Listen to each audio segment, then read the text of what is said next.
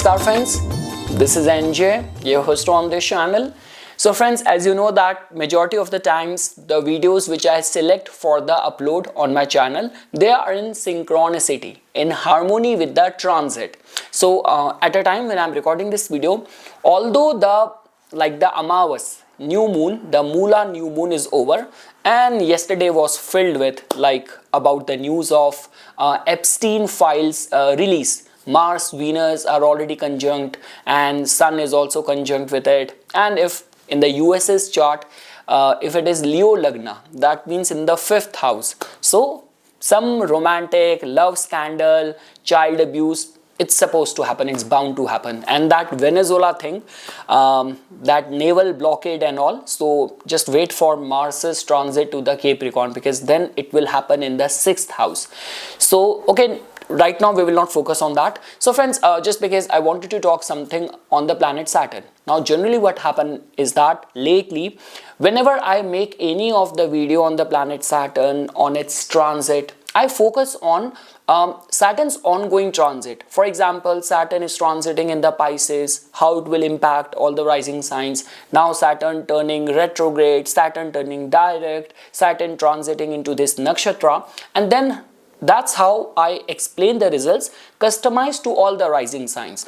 But friends, Saturn's transit has got much more broader meaning and significance, and there are certain parameters or guidelines on which you have to study that. So in this video friends, we will just try to study that when it comes down to the transit guidelines of the planet Saturn, which all entities you have to take into consideration. Then you can come to this conclusion that this transit is important for me, or this transit is going to be a cautionary time for me. Because friends, I always say Saturn is a planet which is very important. It can give you purification on many planes, not only on the material plane but also on a spiritual plane as well. So because of which Saturn and Saturn's teaching, Saturn's lessons need to be studied and understood with deeper contemplation. It's not as easy as transit of Venus or transit of Mercury. So it is very deep, and that is what we will try to understand in this kind of a Saturn transit masterclass. So okay friends, now I will shift to the narration part, and whatever your findings are, or if you get benefited from these kind of topics, do write it in the comment section, that next you can make a video on this topic. So I highly appreciate all those suggestions. So okay friends, now we will shift to the narration part. So friends, before we will start our discussion on understanding the guidelines on which you have to measure, you have to map the transit of the planet Saturn, I just want to make this thing very clear. If you see Saturn as a malefic planet, as a villain, as a punisher, as a tormentor, then this video is not for you. I'm so sorry to say that. But if you see Saturn as a teacher, if you see Saturn as a energy which works on your capacity, on your maturity level, then I would say this video will appeal to you. Because every Saturn transit asks only one question: can you carry more responsibility in that specific area of life without ego, without escape, without complaint? And yes, if your answer is yes, Saturn stabilizes. And if your answer is no, then Saturn knows its way to create the pressure. So Saturn does not deny, Saturn delay until maturity arrives. So okay friends, now on this note we will start our discussion. So the very first point is, in the Saturn transit hidden rule book, is about that whenever you are seeing the transit of the Saturn, don't look at it only as that Saturn is transiting in a zodiac sign. Look at it that Saturn does not transit signs, it transits karma. So the core principle is Saturn's transit does not activate a sign or house by itself. It activates unfinished karmic contracts stored in the chart as well. So what Saturn really checks is the unpaid karmic debt, the Rinanu Bandhan, misuse of the free will, ignored responsibilities, structural weakness in the life system. And if the karma is clean, then Saturn will stabilize it. But if there is karma which is pending, Saturn will create the pressure.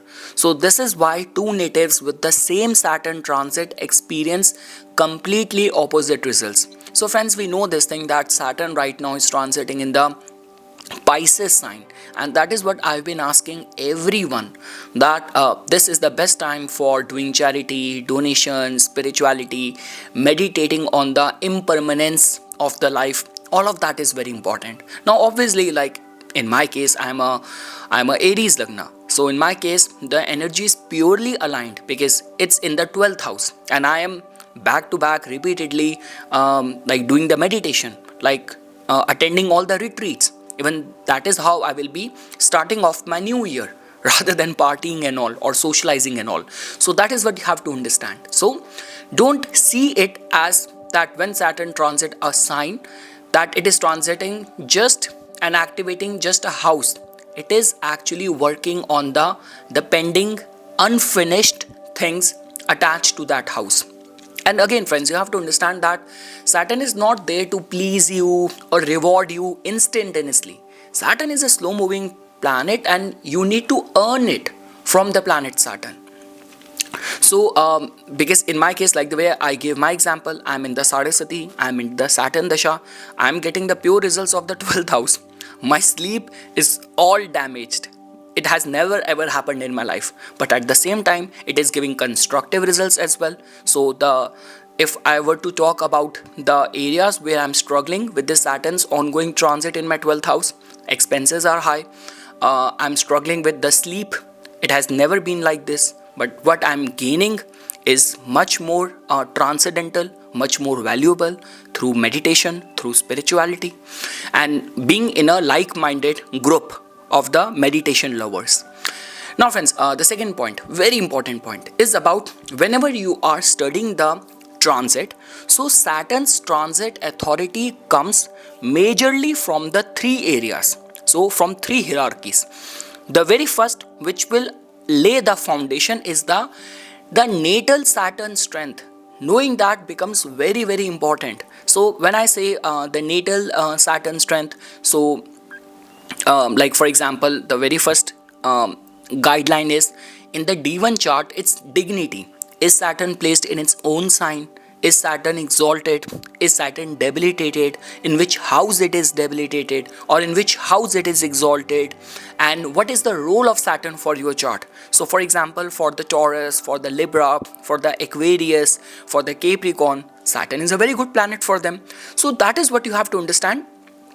And I always say, if the same planet is a good planet for you and the same planet is active in the Dasha, then its transit will also become very, very important. So the very first guideline is the D1 dignity, D1 chart dignity of the planet Saturn. The second point is Saturn combust? Is Saturn retrograde in your chart? So that means that in whichever house it will go in the transit, there is something pending thing which it will focus and highlight first.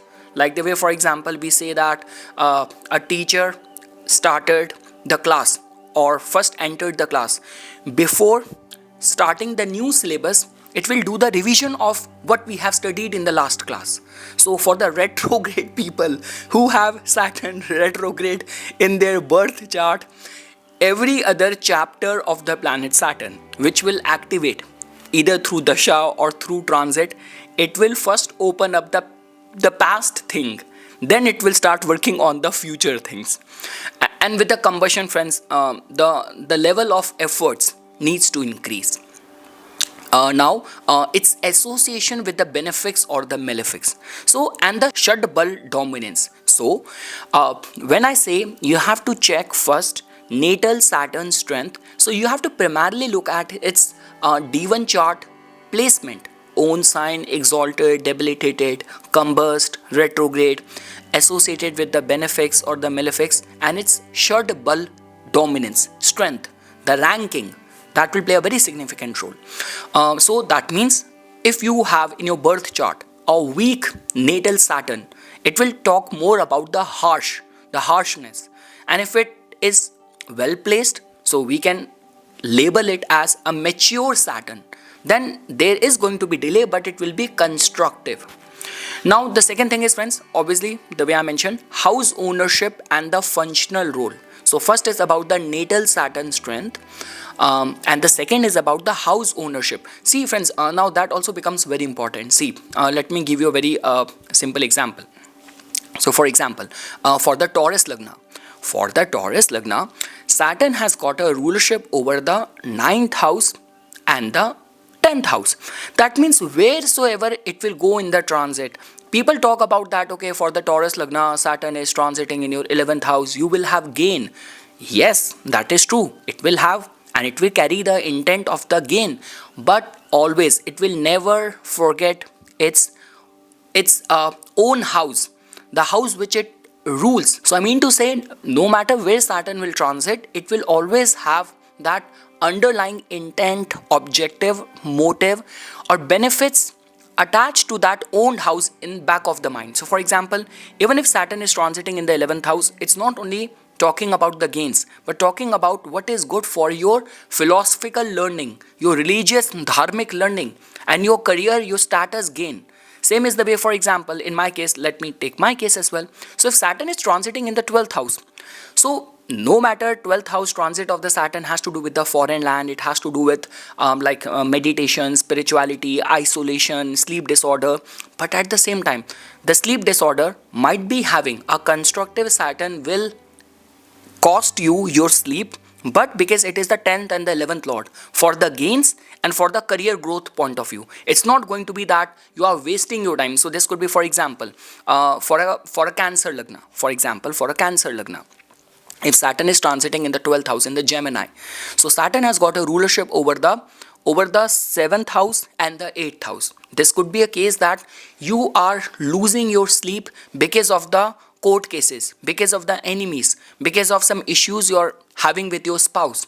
So what I'm trying to say that Saturn behaves according to the houses it owns. Never ever forget that.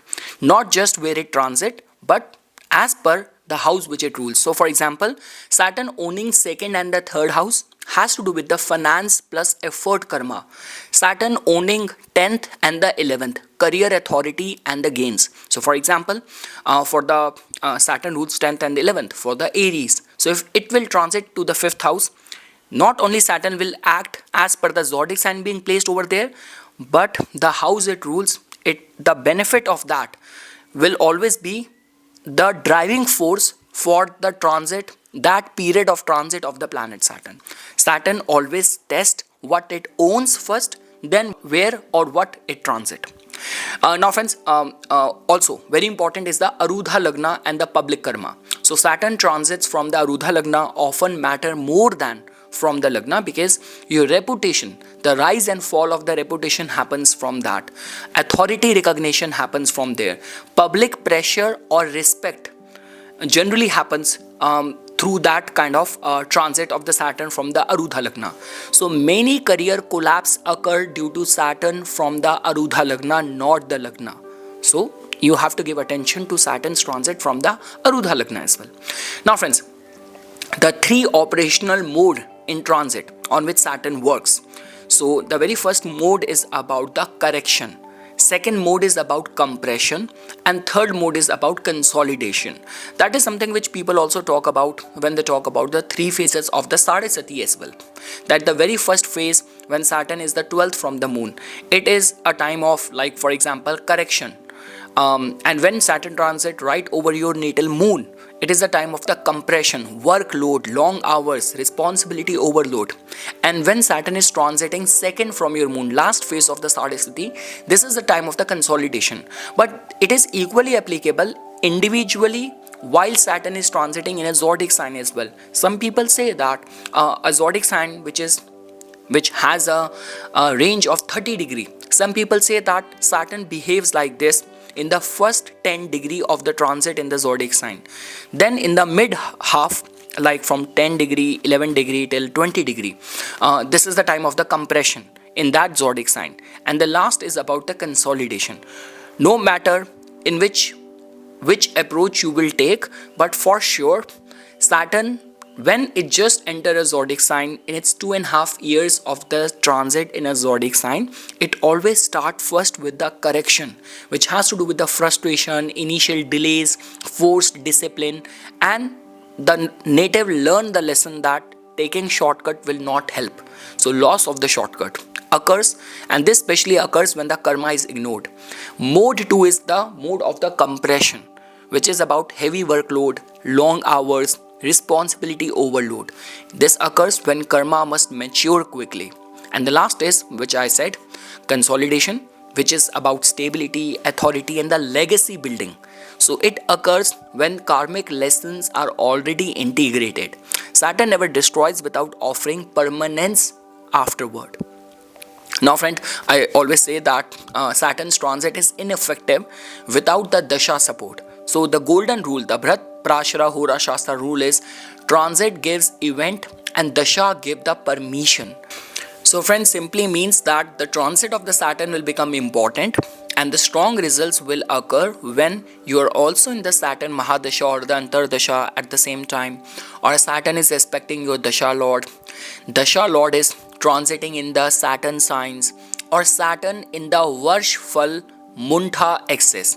Saturn is there, then also it will become very important for you. So without the Dasha support, Saturn gives internal pressure, but it will not give you the event.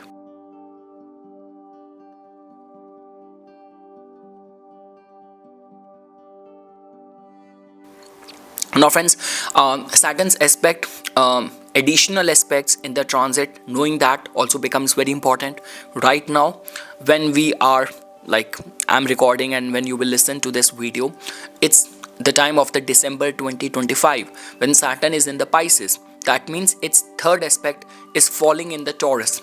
Its straight aspect, seventh aspect, is falling in the Virgo, and its 10th aspect is falling in the Sagittarius sign. So that means the third aspect of the planet Saturn is of effort exhaustion.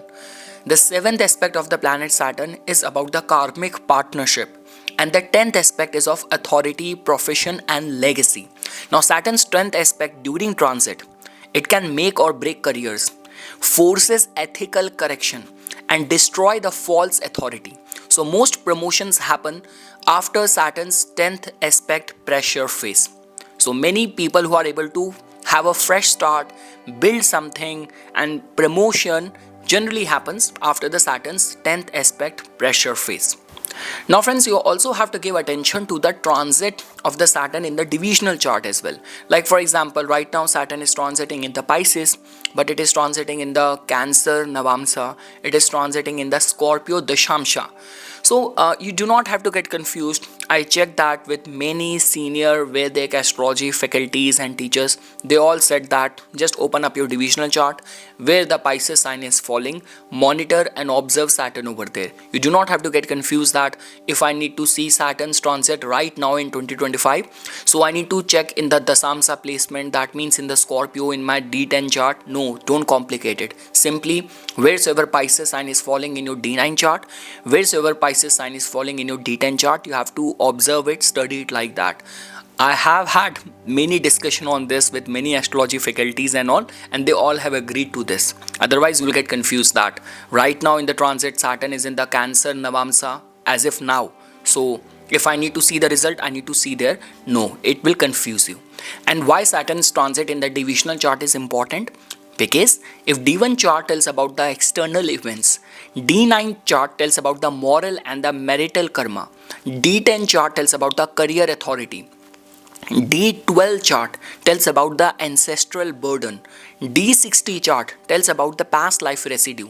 So Saturn transit triggers what already exists in the divisional chart. So for example, Saturn transiting 7th house. If in the D9 chart Saturn is afflicted, so this could be a strain, problem in the marriage. But if in the D9 chart Saturn is strong, so the union will become, the compatibility will become much more strong. Now friends, if you want to add edge in your analysis, you have to narrow down your analysis to the level of the nakshatra, because that is where you get the edge. That is where you get to know about the intent, objective, motivation level of the planet. So Saturn's transit results change every nakshatra, not the sign. So for example, we know that Saturn, if it is in the Sadbhisha, when it was in the Sadbhisha, the theme was about the healing, isolation, karma detox. If it is going to be in the Pushya, duty and the nourishment karma. Uttar Bhadrapada, where it will transit in the 2026. It has more to do with the spiritual surrender. Anuradha, for example, it has more to do with the loyalty test. So major life turn happen at the nakshatra ingress, not the sign ingress.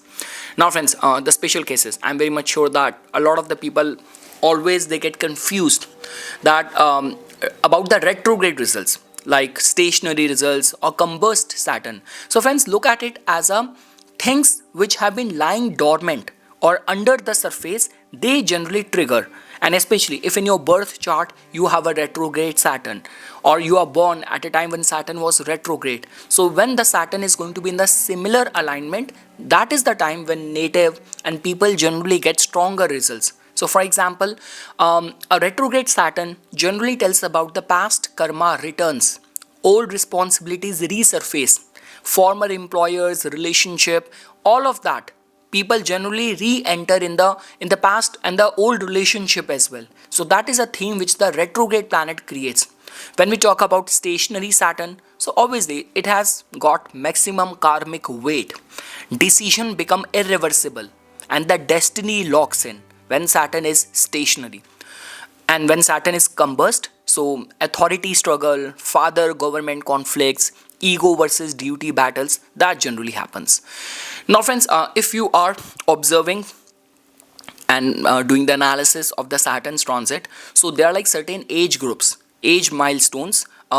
If you are falling in that age group or that category, then the transit of the Saturn will become more important for you. So for example, Saturn matures karma at its first return, which generally happens around 29 to 30 years of the age, 36 years of the age when Saturn matures, 42 when Rahu matures, 48 when Ketu matures, and the age 58 to 60 when the second Saturn return happens. So that means Saturn's transit near these ages override the favorable Dasha. Then Saturn is going to have a major say.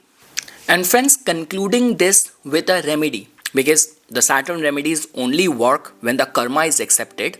So again, see, you cannot respond to Saturn with some bribery kind of remedies, like like the way typical Robin Hood mindset that I did all the sins and I washed them away because I helped the needy people. So I mean to say, you have to first correct your actions, your character, your conduct, and the most effective Saturn remedies are like the voluntary discipline, like service to elderly, poor and the disabled people, consistency in your routine, acceptance of the delayed gratification, and the truthful labor. So mantras work only after the behavioral alignments, and that is the only reason I always say that Saturn need to be understood through service, through counseling, and Rahu and Ketu through spirituality. So friends, Jupiter expands the possibilities, but it's the Saturn which defines the boundaries. Saturn's transit is not about punishment, it is the final audit before the karmic promotion. So this is something friends which I wanted to say as a part of my inputs. See, it's Saturday and I have to go for the meditation. Saturn in the Pisces, I'm completely living it. So for further more updates and notification on the divine science of Vedic Astrology, please subscribe to my YouTube channel and follow me on my Instagram account. Dhanyavad.